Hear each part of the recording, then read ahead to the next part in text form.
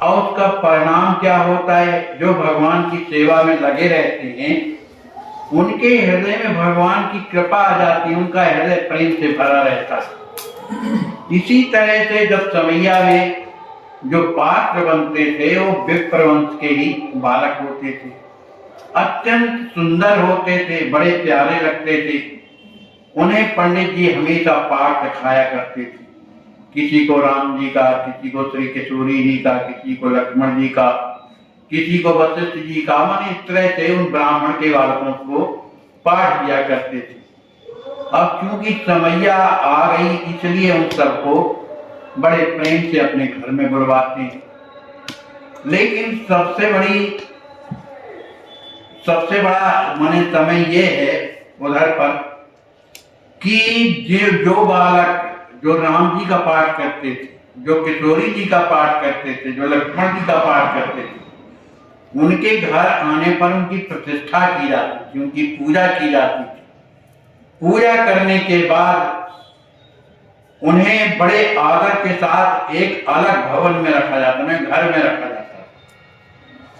राम लखन सीता के रूपा किए प्रतिष्ठित विधि अनुरूपा, जिस तरह से शास्त्रों में विधि बताई गई है कि श्री सीताराम जी का किस तरह से पूजा करना चाहिए, इस तरह की प्रतिष्ठा उन बालकों में करते थे। उनका चरणामृत लेते थे, उनको धूप दीप के द्वारा उनका पूजन करते थे। और ये नहीं कि जो राम जी बने हैं, किशोरी जी बने हैं, लक्ष्मण जी बने तो उनको कोई कह भैया फलाने जगह के रहने वाले, फलाने के बालक हैं, इनका नाम, ये नहीं। जो सीता जी का पाठ करते हैं उन्हें राज किशोरी जी के नाम से संबोधन किया जाता था। जो राम जी बनते हैं उन्हें राम जी कह करके, जो लक्ष्मण जी बनते थे उन्हें लक्ष्मण जी के रूप में उन्हें संबोधन, उनका नाम दिया जाता था। और ये बातें जो है पंडित जी ने श्रृंगारी जी को समझाया कि देखो यहाँ कोई आने ना पाए, इन सबको यही सिखाया करो। वो आपस में नहीं कि नाम लेने लगे, किशोरी जी उनका नाम ले, उनका नहीं। जो राम जी हैं वो सबको अपने चारों भाइयों को भैया कह करके बुलाते हैं। इसी तरह से किशोरी जी के वो राम जी हैं, तो इस तरह से उन्हें भी पाठ रखाया जाता। उस पर भी एक पहरेदार लगाया जाता, जहां श्री राज किशोरी जी राम जी का जो निवास था वहां एक पहरेदार रहता था। और पहरेदार कैसा रहता था? बंदूक लिए रहता, बंदूक लेकर के रहता। जो भी भक्त दर्शन करने के लिए आते थे, कल राम जी का दर्शन करें, राज किशोरी जी का दर्शन करें, तो पहरेदार पहले राम जी के पास जाता। जब उनसे आज्ञा मिल जाती थी तब उन्हें दर्शन का अधिकार मिलता था। दर्शन हेतु भक्त जो आवत पहले राम रजायत पावत, जब राम जी आज्ञा देते थे भैया ठीक है बुलाओ, तभी दर्शन मिलता था। जब सवेरा होता था प्रात शौच को जात, जब तब भी पहरेदार दूर तलक संग में चलत रहत पात्र किरदार। पहरेदार शौच क्रिया में भी जहां जाना है उनके साथ में कुछ दूर तक जाते थे। और जो राम जी का पात्र रहता था जिसमें जल ले जाते थे, उसके लिए एक अलग पात्र रहता, वो ले जा करके लोटा रख देता। और लोटा रखने के बाद जब शौच से वापस आते थे तो लोटा जहां का तहां रख देता, तो दूसरा वो लोटा को लेकर के आते। माने कितनी शिष्टाचार, तब ना ऐसे स्वरूपों में सीताराम जी का अनुभव होने लगता है। तो प्रात प्रभाती कोमल आवत निष्प्रताजी आप मंगावत, समती शीतोष्ण हाथ ते देखी जल सेवा करते रहते। नवीन नवीन जो दातून है प्रभाती बड़ी कोमल लाया करते थे। कौन? स्वामी जी स्वयं। और उनको नहलाने के लिए स्वयं आचार्य महाप्रभु ठंडी के दिन में होती समैया, तो उस गर्म जल को अपने हाथ से अनुभव करते थे कि ये उनके नहाने योग हुआ कि नहीं, कहीं ज्यादा ठंडा ना हो या ज्यादा गर्म ना हो, तो अपने हाथ से सेवा करते थे।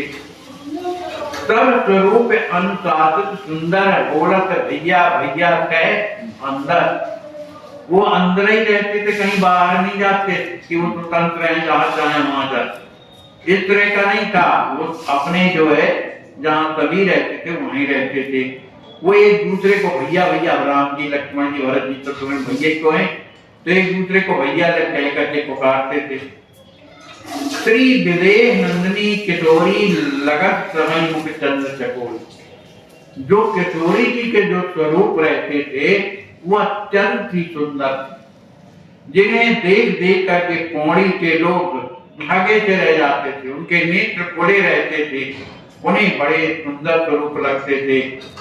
और तो और स्वामी जी स्वयं लीला करा रहे हैं, लेकिन उन्हें भी जब राम जी के समीप आना पड़ता है तब वो अपना संदेशा पहरेदार से देते थे कि उनकी क्या आज्ञा है हमारे लिए।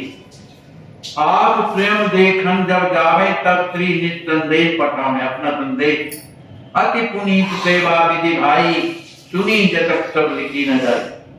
कहते हैं कि वहां की जो सेवा अत्यंत पवित्रता से लोग रहते, जो नियम बताए हैं पवित्रता के तरह के लोग रह करके राम जी की सेवा करते थे। लेखक लिखते हैं कि ये मैंने सुना जरूर है, लेकिन सुनने के बाद और भी पवित्रता कितनी है वो मुझसे लिखी नहीं जा रही। राम राम सम लेख के लखन लखन समझान, संत विप्र सेवा कर सीता सिए समान। जो भी साधु संत जाते थे उनका दर्शन करते थे, तो उनकी सेवा कैसे करते थे? राम जी को राम जी के समान, लक्ष्मण जी को लक्ष्मण जी के समान, श्री राज किशोरी जी को किशोरी जी के समान सेवा करते थे। परम भागवत नर और नारी करत निमंत्रण समय बेचारी। पौड़ी के लोग जो थे श्री सीताराम जी, लक्ष्मण जी, चारों कन्याओं का रोज अपने घरों में ले जाकर के निमंत्रण करते, लेकिन ऐसा नहीं होता था कि वो अपने मन से चले जाते। उनके साथ में जो है बहुत से लोग हो जाते थे, जयकारा बोलते हुए चल रहे थे, चलते जाते थे, सिर में बढ़िया चमक उठता चला जा रहा है, सुंदर ब्राह्मण लोग वेद ध्वनि करते हुए जा रहे हैं। और जो वहां अंगरक्षक के रूप में एक अपना बंदूक कंधे में रख करके आगे आगे चलता, जैसे राम जी की रक्षा करना। घर वाले पावड़े बिछावत, धोती वस्त्र स्वच्छ जो पावत। अपने घर में जो स्वच्छ कपड़ा होता उसी से राम जी के लिए अपने दरवाजे से अंदर तक बढ़िया पावड़े बिछा देते थे। उस पर भी सुंदर कोमल कोमल जो पुष्प हैं उसमें डाल देते थे। क्यों डाल देते थे? कि अब राम जी महाराज कहाँ आ रहे हैं? ससुराल में आ रहे हैं। पौड़ी का हर घर क्या है? राम जी की ससुराल है। सबके हृदय अचल विश्वास, समस्त पौड़ी वासियों के हृदय में ये अडिग विश्वास है कि जो ये पौड़ी है क्या है? मिथिला धाम। ये मिथिला धाम निवास है, ये राम जी का मिथिला धाम है, मन ससुराल है। सभी कोई अपने यहाँ ले जा करके राम जी की, राज किशोरी जी की, श्री लक्ष्मण जी की, चारों भाइयों की पूजा करते हैं, सुंदर भोजन कराते हैं और फिर की विदा करते हैं। जिस तरह से विदा कैसे करते हैं, उनके नेत्र भर आते जैसे अपने हाथ जमाई जाता है, इस तरह का उनका भाव है। सभी के नेत्र गीले हो जाते हैं। श्री राज किशोरी जी को अपनी बेटी मान करके उस तरह से विदा करते हैं। भाव प्रेम से भर दिया आप नौ गांव, लोग कहें उद्धार है तो बैठो इनकी छांव। सभी पौड़ी के लोग ये कहते हैं भैया, जो पंडित जी हैं उन्होंने अपने प्रेम भाव के द्वारा इस अपने पौड़ी धाम को पूर्ण रूप से प्रेमी बना दिया, क्योंकि ये क्या है? मिथिला धाम है। अब तो ये निश्चित है कि हम लोगों का उद्धार हो जाएगा, पौड़ी वाले कह रहे हैं, लेकिन कब होगा? इनकी आज्ञा का पालन करें, माने इनकी छाया में रहें, मन उनकी आज्ञा का पालन करें, सेवा करें। संत अनेक कृपा कर आए, तन विभूत को तिलक लगाए। यहाँ की पौड़ी की समैया इतनी माने फेमस हो गई कि बड़े बड़े साधु संत जो विभूति लगाते हैं, तिलक लगाते हैं, सब सुन सुन करके आते हैं। और श्री राज किशोरी जी का जब विवाह होता है तो श्री सीताराम जी का पाद प्रक्षालन भी करते हैं और यथाशक्ति उन साधुओं के पास जो भी होता है वो सब उन्हें देते भी हैं। भक्ति भाव भावित संता आए देखन निज भगवंता। संतों को क्या है, श्री सीताराम जी हमारे भगवान ही तो हैं, उनका दर्शन करने के लिए अपनी भक्ति भावना में भरे हुए आते हैं। ये सवैया कब से शुरू हुई पौड़ी धाम की, इस पर लिखते हैं कि सन 1933 पावन 1933 से शुरू हुई, माने 366 वर्ष हुआ, 366 वर्ष भाई। 19 20 21 22 23 ये 3 माने तो उसमें 33 है, इसलिए माने 4 वर्ष में कुछ कम जब से पौड़ी कर, उसमें भी अघन में हुई। प्रथम दिवस लीला मनहारी गई भवन मद मंगलकारी, दर्शन करत लोग अनुरागे जय जयकार करत सुख भाग। जब पहले दिन की जब लीला होती है तो उसमें क्या होता है, दर्शन होता है, मन सभी पात्रों का दर्शन होता है, सभी कोई जयकारा करते हैं। और जो ये लीला होती है रामचरितमानस के द्वारा लीला गाई जाती है, तो उसमें प्रथम दृश्य श्री राजकिशोरी जी का जन्म होता है। उस जन्म उत्सव में बहुत से लोग पौड़ी के अंतर्गत जो भी ग्राम से सभी कोई आते हैं, श्री राजकिशोरी जी के जन्म का उत्सव देखते हैं। ये जन्म इच्छा मनमाए, उनके हृदय में उनके जन्म उत्सव की देखने की इच्छा है। रही विशेष पात्र पर नहीं, विशेष पात्र का मतलब जो किशोरी जी के स्वरूप बनते हैं, राम जी के स्वरूप बनते हैं, श्री लक्ष्मण जी के स्वरूप, इन पात्रों को साधारण पात्र की ओर न मान करके विशेष पात्र मान। याते अंतिम समय में झांकी सिए दिखाए, जन्म मनायो राम की महिमा कही न जाए। अंत में का जो समय है, अंत में जो 6वें दिन की जो लीला है, उसमें सुंदर किशोरी जी और राम जी की झांकी सजाई जाती है और उनका जन्म भी मनाया गया। राम की महिमा कही न जाए, माने उनका जन्म उत्सव और उनकी अंतिम झांकी का जो दर्शन है, उसकी महिमा तो कोई कह नहीं सकता है। श्री राजकिशोरी जी का जब जन्म होता है तो उसके पहले श्री विदेहराज जी महाराज पंडितों के द्वारा, बड़े बड़े शास्त्रियों के द्वारा सुंदर हल कर्षण की लीला होती है। उस हल कर्षण के द्वारा श्री राजकिशोरी जी प्रकट होती है भूमि से, इसलिए उन्हें भूजा भी कहते हैं। देखत सिए सकल सुख ताने, सादर जाए चरण लपटाने। जब किशोरी जी का जन्म हो जाता है, वे अपने आसन पर जब विराजमान हो जाती हैं, तब सभी पौड़ी के लोग जा करके उनके चरणों में लिपट जाते हैं। यही फिर प्रथम दिवस की लीला, इस तरह से पहले दिन की लीला हुई, सभी को आनंद आया।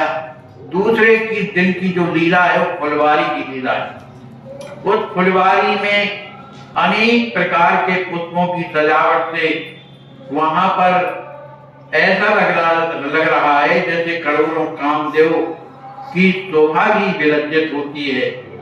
सुंदर रुचि रुचि सुमन सजाए, मंचावली देख सुख पाए। सुंदर सुंदर पुष्पों को जहां तहां लगा दिया गया। वहां की जो मंचावली है, जहां अभिनय होता है, वह अत्यंत ही सुंदर है। सहज अलौकिक अवन दिखाई, मनम धरा स्वयं मिटलाई। वहां की जो मंचावली के पास जो और भी तरह का व्यवस्था तो नहीं रहती, जमीन दिखा करती थी, तो वो जो पृथ्वी भी है स्वयं इतनी सुंदर दिखाई देती है जैसे उसे बड़ी प्रसन्नता हो रही हो। वो स्वयं प्रकट कर होकर के किशोरी जी को दुख ना हो इस कारण से बन जाती थी। वहां का जो आंगन है, जो वहां का देश है, वो किस तरह से लगता है, सब प्रेम में भरा हुआ है। जिस तरह से मिथिला धाम अत्यंत सुंदर शोभा को प्राप्त होता है, उसी तरह से पौड़ी धाम भी मिथिला धाम के समान ही सजा हुआ है, सबको सुख देने वाला है। क्योंकि जहां पर श्री राजकिशोरी जी जहां प्रकट हो, वो मिथिला धाम ही तो है। उसी समय पर आए युगल के तोड़ दो श्री निमिवर के साथ समाचार पाव जनक मुनि पद नायो मार। इधर विश्वामित्र जी के साथ में श्री राम जी श्री लक्ष्मण जी महाराज आते हैं और उपवन में ठहर जाते हैं। जब श्री जनक जी महाराज को पता लगता है विश्वामित्र महामुनि आए, तो जाकर के उन्हें बड़े आदर के साथ उनके चरणों में प्रणाम करते हैं और दोनों राजकुमारों के बारे में परिचय पूछते हैं। परिचय पूछने के बाद महाराज जनक बड़े प्रसन्न होते हैं और उन सबको लेकर के अपने मिथिलापुरी में ले आते हैं और ठहराते हैं। श्री राज किशोरी जी यहाँ पर अपनी सखियों के वहां जब ठहराते हैं तो गुरु जी से फिर राम जी पूछते हैं कि लक्ष्मण जी जो हैं नगर देखना चाहते हैं। फिर इसके बाद नगर दर्शन की लीला हुई। फिर कहा कि गुरु जी ने कहा कि जाकर के पुष्प दे आओ, तो पुष्पों के लिए जाते हैं। तो लक्ष्मण जी और राम जी जब पुष्पों को का चयन करने के लिए जब जाते हैं वाटिका में, तो वहां से श्री राज किशोरी जी अपनी सखियों के संग में और वहां आती हैं। श्री राम जी जैसे ही श्री जानकी जी का दर्शन करते हैं, उनका हृदय प्रेम से भर जाता है। श्री राज किशोरी जी अत्यंत ही सुंदर लग रही हैं।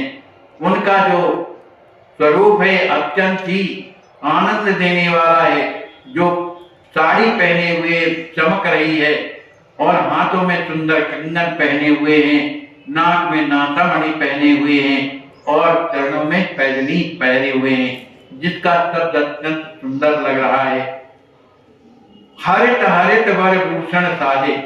हरित माने इधर तो पीताम्बरी साड़ी दिखी, लेकिन हरित का मतलब ये है कि जैसा भी हो भाई, तो हरित हरित मतलब ये है कि वहां की जो पृथ्वी है, जो बगीचे की, उसमें हरी हरी धूप बड़ी कोमल लग रही है। और उसमें जब श्री राज किशोरी जी बेहरण करती हैं, तो उनके चरणों में जो बंधे हुए जो नूपुर हैं, वो रुंझुन रुंझुन करके शब्द निकलते हैं। श्री राम जी महाराज ने जब उन रुंझुन रुंझुन शब्दों को सुना, तो उनका हृदय अपहरण हो जाता है और श्री लक्ष्मण जी से कहते हैं कि हमें ऐसा लगता है कि यही जो है जनक जी की बेटी है। तात जनक तनया हुई, धनुष यज्ञ नहीं कारण हुई। ये वही उद्भव स्थिति पालन कारण, ये माने ब्रह्मा विष्णु महेश का जो दायित्व निभाते हैं, इन्हीं के कृपा।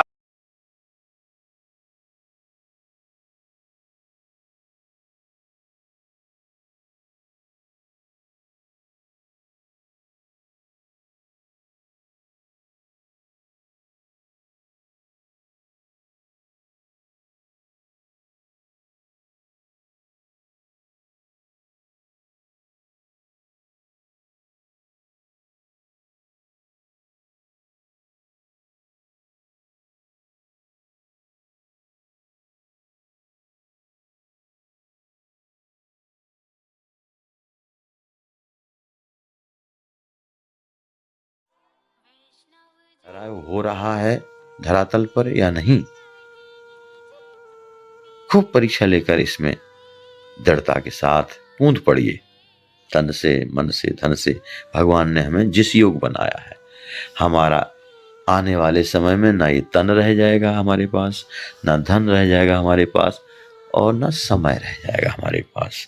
तो जो मिला है हमें, जो भगवान ने दिया है हमें अपनी आवश्यकता से अधिक, उसकी सार्थकता तो तभी है जब हम दूसरों के काम में लगाएं, चाहे वो तन हो, चाहे मन हो, चाहे बुद्धि।